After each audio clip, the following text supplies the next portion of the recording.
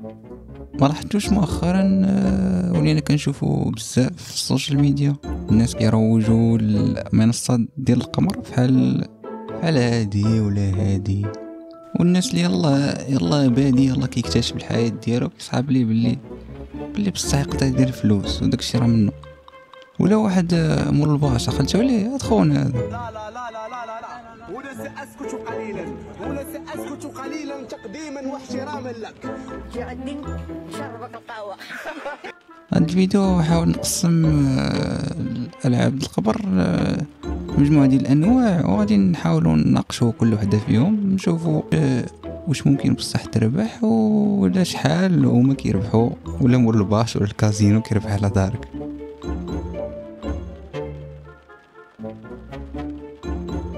اولا كاين شي مصطلحات خصنا نعرفوهم، مثلا كاين هاوس ايدج ولا هامش الكازينو اللي هو المتوسط ديال النسبة اللي كيربح الكازينو من كل درهم ولا دولار كتقمر به.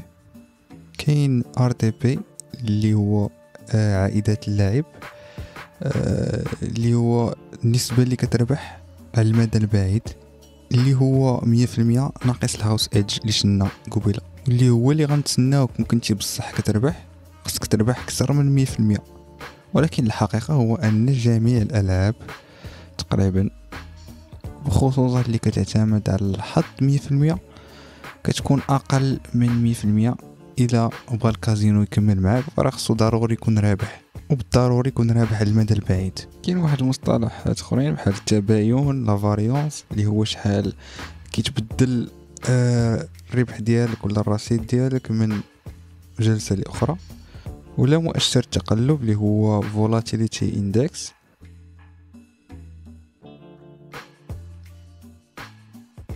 اجي نبداو دابا بالروليت اللي يمكن هي من اشهر الالعاب ديال القمر.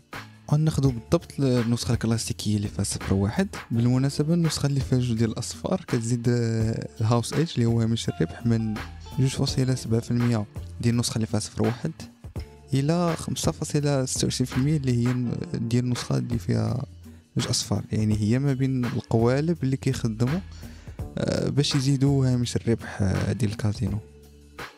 الرولات فيها 27 خانة. إلا قمرتي لها رقم 1 بدرهم وجدك الرقم صحيح كتربح 35 درهم، يعني كتضرب لك 35 زائد هذيك الدرهم اللي قمرتي بها، يعني نقولوا 36. اجي دابا نرجعوا للار تي بي اللي كنا هضرنا عليه. ار تي بي هو 97.3، يعني قل من 100%. اش كاين هادشي؟ كاين ان الكازينو كيربح معاك 2.7% على المدى البعيد.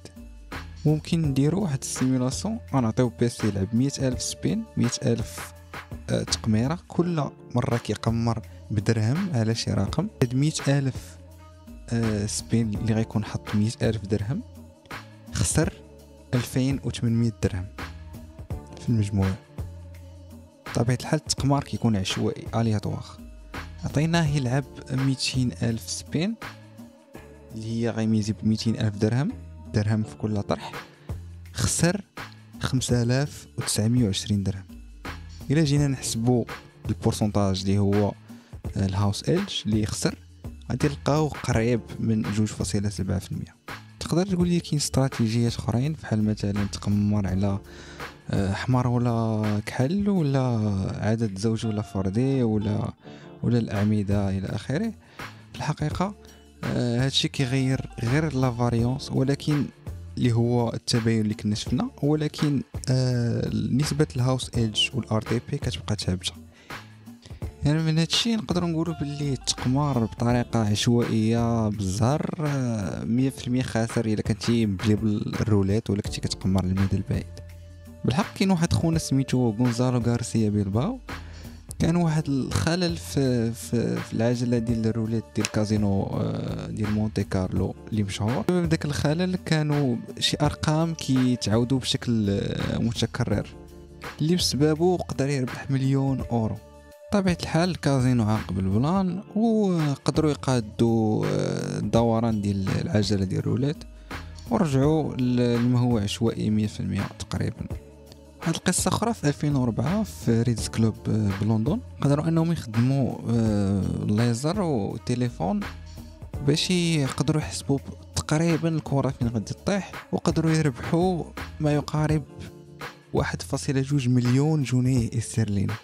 الكازينو حاول يتابعهم قضائيا، لكن المحكمة قضت بأن هذا ماشي نوع ديال الغش، لأن الجهاز اللي استخدموه كان خارج موقع اللعب. بعد ديك الحادثة الكازينو ولا كيستخدم تكنولوجيا اللي متطورة باش أن المسار ديال الكرة يكون عشوائي، وهذا الشيء اللي كيديروا أغلب الكازينوات الكبار هاد الأيام. وبالنسبة للكازينوات اللي أونلي إلا لاحظوا أن الكونت ديالك أو الحساب ديالك كيربح بطريقة غير عادية، كيقدروا يمشيو معك للتحقيقات ويقدروا يسدوا لك الحساب ديالك في أي وقت. وهذا الشيء راه كيكتبوه لك في البنود اللي كتوافق عليهم اللي اتحاد ما كيقر طبيعة الحال.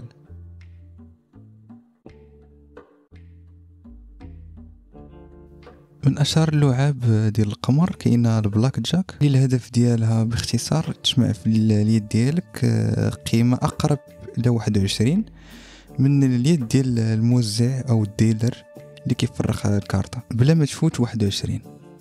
استراتيجيه اللعب الاساسيه ولا بيزك استراتيجي هي مجموعه ديال القواعد اللي بسيطه كتقول لك باستعمال الرياضيات احسن الخيارات في كل حاله، امتى تزيد كارطة إضافية، امتى ما تزيدش، إلى آخره. وهي أحسن استراتيجية باش تقلل الخسارة وتقلل هامش الربح الكازينو إلى 0.5%. يعني كيربح معك على المدى البعيد غير 0.5% إلا كنتي كتلعب بأحسن استراتيجية، ولكن طبيعة الحال كتبقى خاسر. لحسن الحظ في هذه اللعبة بالضبط كاينه واحد الطريقة اللي تقدر تربح فيها الكازينو ب 0.5% حتى ل 1.5%، يعني الكازينو خاسر معك. هاد الطريقة هي انك تبقى تلعب بيزك استراتيجي اللي هي استراتيجية البسيطة، ولكن تخدم الكارد كاونتين ولا عد الاوراق، يعني تبقى تحسب الاوراق اللي كيتفرقوا، زائد انك تستنى حتى يتفرقوا 75% من الاوراق، زائد انه يكون بالمقدور ديالك انك تضرب القيمة اللي كتميزي بها 8 المرات ولا تنقصها 8 المرات. يعني إلا كنتي كتميزي 8 دراهم، إلا بان لك بطريقة عد الأوراق أن الحظوظ ديالك كتر في الطرح الجاي، ممكن أنك تضرب ديك 8 في 8، يعني تميزي 64 درهم. ولا بالك الحظوظ ديالك ناقصين، تقدر تنقص فوق 8، يعني تقسم على 8، يعني تميزي غير بدرهم، بشرط انه ما يكونش الضميس ولا الخلط ديال الكارطه مستمر باش تقدر انك تحسب. ولكن طبيعه الحال الكازينوات الكبار عايقين بهاد القوالب هادو، بزاف منهم كيردوا باجراءات بحال المراقبه مشدده ولا الات خلط الاوراق كضمس اوتوماتيك، ولا طاولات اللي ما تقدرش تزيد فيهم الرهان بالطريقه اللي قلنا.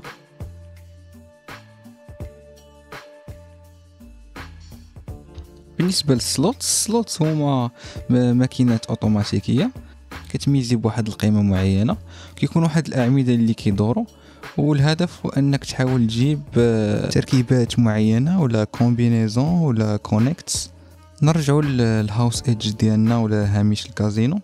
بالنسبه للماكينات اللي كتكون في الكازينو الواقعي، الكازينو كيربح معاك ما بين 8% حتى ل 12%. بالمقابل السلوتس ولا الماكينات الافتراضيه اللي كتكون اونلاين كتكون الهامش الربح ديال الكازينو ما بين 4% حتى ل 5%، يعني اقل. وهذا النوع ديال الالعاب كيعتمد 100% على الحظ، يعني صفر مهاره. الكازينو كيحاول يخدم الالوان والاصوات باش يكون اكثر اثاره ويجذب عدد اكبر ديال القمار. مؤشر التقلب ديال السلوتس اللي كنا دوينا عليه في البدايه كيكون اكبر، يعني المكاسب والخسائر كتكون كبيره ومتقلبه. كاين واحد الاسطوره اللي كتعاود اللي ما عندهاش مصادر موثوقه. في عام 2015 واحد الفريق في سان بيترسبورغ بالتحليل وفهم الطريقه ديال كيفاش كيخدم العشوائيه ديال ماكينه القمار في الكازينو، قدروا انهم يستخدموا اهتزازات الهاتف لتحكم دقيق في توقيت الضغط على الزر ديال الدوران في لحظات صغيره جدا. بفضل هذه الطريقه قدروا انهم يربحوا بطريقه غير قانونيه 250 ألف دولار قبل ما يتم القبض عليه.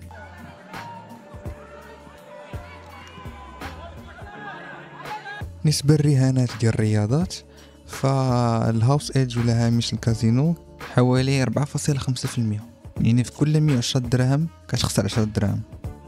ولكن السوق اللي فيها 3 ديال النتائج، مثلا الفوز فريق الاول ولا التعادل ولا الفوز فريق الثاني، فكيضيف نتيجه ثالثه، وهذا الشيء اللي كيخلي الهامش ديال الكازينو اكثر ما بين 6 و 8%. داكشي علاش القمارة الحريفية كيقمروا في الدوري ولا الرياضات الاسيويه لذوي الاحتياجات الخاصه اللي فيها نتيجتين فقط، اللي كيكون الهامش اقل حوالي 3%. ولكن كاينه واحد الطريقه جد ذكيه باش تقدر تضمن الربح في جميع الحالات. الطريقه هي الاربيتراج ولا المراجحه. افترضوا كاين ماتش ديال البارسا ضد السيتي، وعندك جوج ديال المواقع ديال التقمار. الموقع الاولاني فيه الا قمرتي على البارسا ب100 درهم غادي تربح 200 درهم.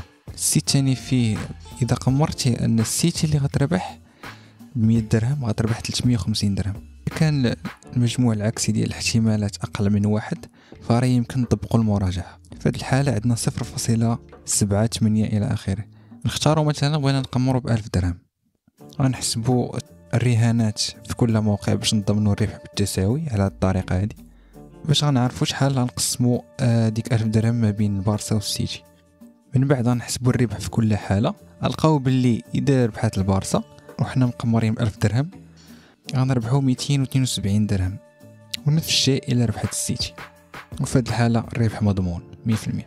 لكن كاينين بزاف المشاكل اللي خاص ترد منها البال في هذه الحاله.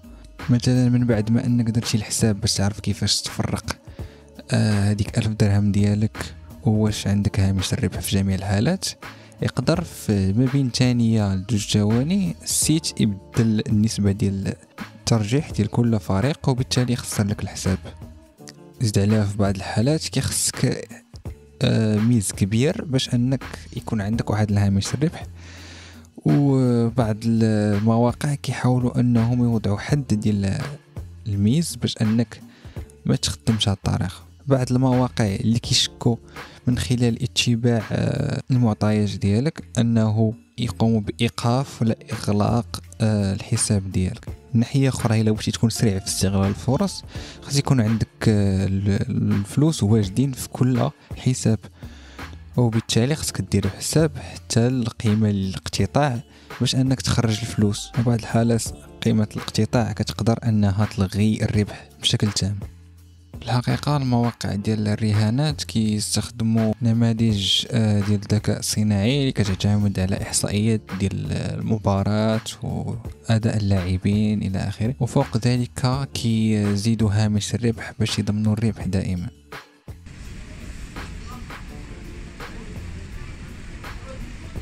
دابا غندوز واحد النوع مختلف تماما ديال اللعب ديال التقمار اللي كيعتمد بالاضافه الى الحظ الى كثير من المهاره والتجربه، اللي هو البوكر. البوكر هو لعبه اوراق اللي كيراهن اللاعبون ديالها على شكون كيملك احسن يد، والترتيب ديالها هو كما كيبان لكم في الشاشه.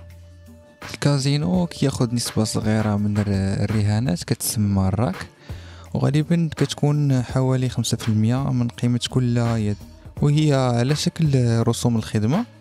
وفي هذه الحالة بخلاف الألعاب السابقة الهامش ديال الكازينو في البوكر كيأتي فقط من الراك وماشي من خسارة اللاعبين، حيث اللعب هو فقط ضد اللاعبين الآخرين وماشي ضد الكازينو مباشرة. في الحقيقة أفضل 10 حتى 15% من اللاعبين هما الوحيدين اللي كيقدروا يحققوا ارباح طويله الامد، حيت البوكر كيحتاج مهارات عاليه في الفهم ديال الاحتمالات وقراءه الخصوم واتخاذ القرارات الصحيحه. راه كاين مجموعه ديال البرامج اللي كتعتمد على نظريه الرياضيه ديال الالعاب او جيم ثيوري اللي كتحاول تنبأ باحسن قرار اللي يمكن تاخذه في كل حاله. برنامج سولفر كيعطيك حلول تقريبيه وماشي حل كامل، حيت خلاف لعبة الشطرنج اللي كيكون عندك معلومات كاملة على المعطيات في كل لحظة، فالبوكر بخلاف ذلك هي لعبة ذات معلومات ناقصة لأنها كتعتمد على الحظ وعلى قرارات الخصم. فإذا لعبتي ضد لاعبين عاديين باستعمال استراتيجية مثالية ديال السولفر فيمكن تحقق ما بين 5 و 15% ديال الربح على المدى الطويل. مقارنة بلاعبين ما كيخدموش الاستراتيجية المثالية.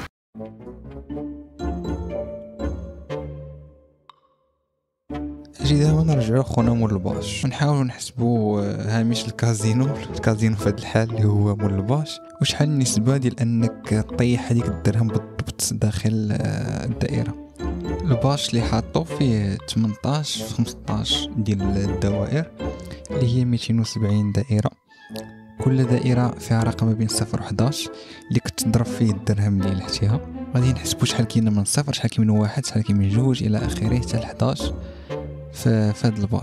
غادي يعطينا هاد الطابلو هذا. الا بغينا نحسبوا شحال كتربح في المتوسط الا طحتي في شي دائرة، غنجمعوا الارقام كاملين ونقسموها على المجموع ديالهم، غتعطينا 3.43 درهم. يعني الا كنتي ديك الدرهم ديما كطيحها في شي دائرة، ففي المتوسط على المدى البعيد غتربح في كل درهم 3.43. دابا اجي نحسبوا الاحتماليه ديال ان ديك الدرهم اللي لحتيها طيح بالضبط في الدائره بلا ما تقيس الجناب. عندنا الدرهم فيها تقريبا 2.3 سنتيمتر في القطر ديالها، بالمقارنه كتبان لك الدائره اللي راسها مول الباش فيها تقريبا 3 سنتيمتر. غنخدموا شويه الماط والهندسه، غادي تجينا احتماليه باش انك تجيب درهم في الدائره بلا ما تقيس الجناب 4.2%. يعني في كل 1000 درهم كتلوحه 42 درهم اللي كتجي داخل الدائرة. لا بغينا في هذه الحالة الهاوس ايدج ولا شحال كيربح معاك على المدى البعيد مول الباش، غتعطينا 86%. يعني الى 100 ديال الناس لعبوا كل واحد لعب بالدرهم هو كيربح 86 درهم. يعني بالدارجة اخونا تبارك الله راه فارع الكازينوات. الى لاحظتوا باش يكبر الربح الزيروات مشتين مزيان في الطابلو، والعشراوات وال11 كاينين في الجناب. والطريقة الوحيدة كتبقى باش تربح مول الباش هو انك اولا تريني على اللوحة، حاول تلوحها بشوية، كل ما كان قرب كل ما احسن، متبومباش، وحاول تقلب على البلايص فين مجمعين الارقام الكبار، مثلا 5 ضرب بها 6 7 8 تما فين تنيش، وغير تجيك شي ربحة علق.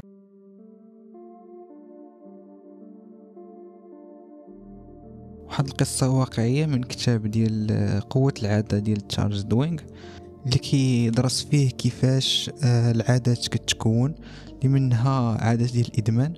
وفي قصة أنجي باكمان غادي ياخد بالضبط إدمان على التقمار. واحد النهار كباقي الأيام ولاد أنجي باكمان مشاو المدرسة مع 10 الصباح وجاه الملل، وهي تقول مع راسها اجي نجرب الكازينو، اجي نلعب البلاك جاك باش نعمر وقت الفراغ.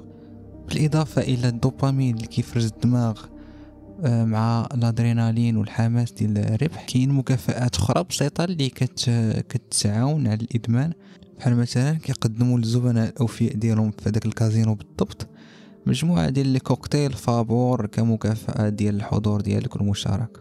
مع الوقت غتلقى راسها سجينة ديال دائرة الإدمان اللي كيوصفها الكاتب بهذه الطريقة.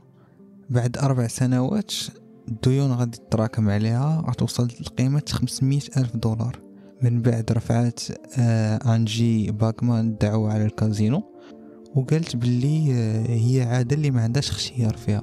طبيعة الحال المحكمة كان الرد ديالها أنك أنت المسؤولة.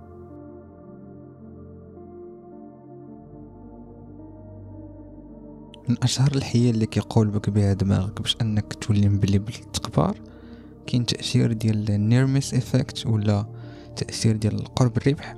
ملي كتكون مثلا في الرولات وكتطيح الكرة تقريبا حدا الرقم كتزقلو بشوية الرقم اللي كنتي مقمر فيه، دماغك كيفرز الدوبامين وكيقول كون جات كون وليت مليونير، في حين أن القمر عشوائي تماما، في حال أنها جات حداها نفس الاحتمال لأنها تجي بعيدة لها.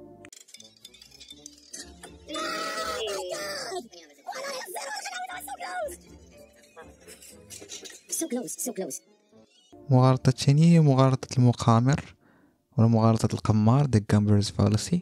كتقول مثلا الحمر جا 5 المرات متابعين، إذا المرة الجاية غتكون كحل. في الحقيقة الاحتمال كيقلال ولكن عمره كيكون 100%، حيت العجلة ديال الرولات ما عندهاش الذاكرة. بنفس الطريقة ملي القمار كيبقى يخسر بزاف ديال الخسارات متابعين كيقول باللي ميمكنش انا نبقى نخسر حياتي كاملة، ضروري نبقى نربح. واحد النهار غادي الربحة اللي غتعوض لي كلشي. في الحقيقة حتى حاجة ما كتضمن ليك الربحة. شحال خسرتي في الكازينو؟ 2000 درهم. مشات 2000 درهم. انا حاسه انه يجي شي ماكسيموم فيه شي 15 مليون. هادي ما يخيدها لكش الطبيب. هاد الجرة ما يمكنش اصاحبي. شحال ضربتي انت دابا شي شهر ونص هادي ما جاك والو، ما يمكنش. الحيلة الثالثة هي وهم التحكم. تحس باللي راك فهمتي القالب وعرفتي امتى بالضبط تميزي، كيفاش تميزي، كيفاش تورك على البطونة، امتى دير كدا وكدا. في الحقيقة داكشي كامل كيبقى عشوائي. كم 8 غادي يجي، قلت لكم 8 غادي يجي ولا غادي يجي البازيناج ديال الزهر. باقي واحد 7 على 8. شتا 9 كاع. 2 3 4 5 6 7 8 و9.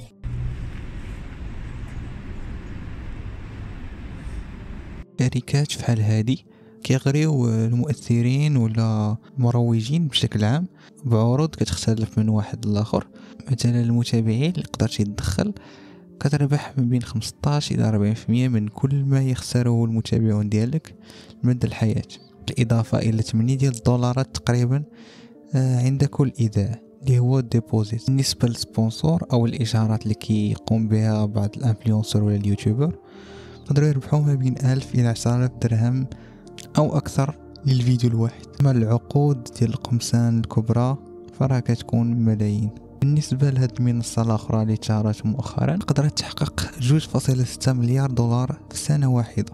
مثلا إلا خدينا XQC اللي هو يوتيوبر وستريمر مشهور كيتخلص تقريبا 100 مليون دولار مقابل نحو 100 ساعة تقريبا بث شهريا. بالنسبة لستريمر مغربي بسيط كتقدر تبدا من 16 دولار للساعة كأدنى حد، زائد أرباح الاشتراكات والمساهمات ديال الناس اللي دخلتي. وفق مجموعة ديال الشروط، منها أنك مثلا تبث 20 ساعة ديال السلوتس شهريا مثلا، وتبين الرابط ديال هذه الشركة في البث. وبعض هذه المواقع يكون عندها بنود خفية، مثلا في حالة النزاعات ولا المشاكل القانونية تكون وافقتي اللجوء لمحكمة غير محلية. إلى عجبك هذا الفيديو وبغيتي تدعم المحتوى وتقدر المجهود ديالنا فمتنساش تضغط على الاشتراك، تابونا، لايك، شارك مع شي واحد آخر اللي كيهمو الموضوع. إلى الفيديو الجاي، شكرا.